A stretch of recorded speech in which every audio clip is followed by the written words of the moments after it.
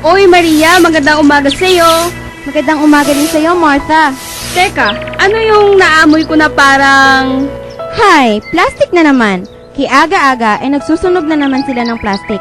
Alam mo ba, Martha, na maliban sa nakakasira ito ng kalusugan, nakasisira din ito ng ozone layer at maaaring maging sanhi ng climate change. At ramdam na ang climate change ngayon. Yung pabago-bago ng panahon, matinding init sa umaga hanggang tanghali, tapos uulan pagdating ng hapon. Martha, di ba si Tonyo at Juan yun? Oy, Tonyo at Juan, magandang umaga sa inyo.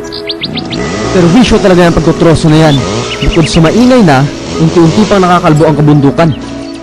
At yung paggawa nila ng uling, naku, laking sira ang naidudulot ng usok nito sa ating ozone layer.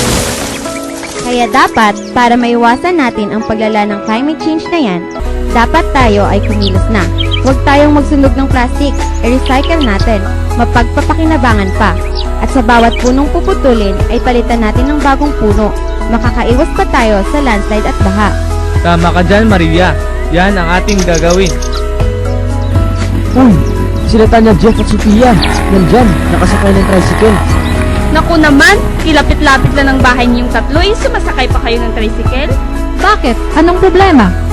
Oo nga naman, ano bang problema? Tricycle lang naman ah. Alam niyo bang, ang usok ng tricycle at anumang klase ng sasakyan na lumilika ng usok ay nakakadagdag ng carbon dioxide na nakakasira ng ozone layer? Tama! Ang tuluyang paglala ng climate change ay sanhi at kagagawan din nating mga tao. Kahit sa simpleng ginagawa natin. Tulad ng pagsunog ng mga plastik, pagputol ng mga puno na di pinapalitan o tinataniman, paggamit ng mga sangkap sa pagpapaganda, mga usok na nanilikha ng sasakyan at mga pabrika. Ito ay ating iwasan. Tayo ay magtulungan. Huwag nating hayaan na mundo nating magunaw at tuluyan ng masira. Save our Mother Earth!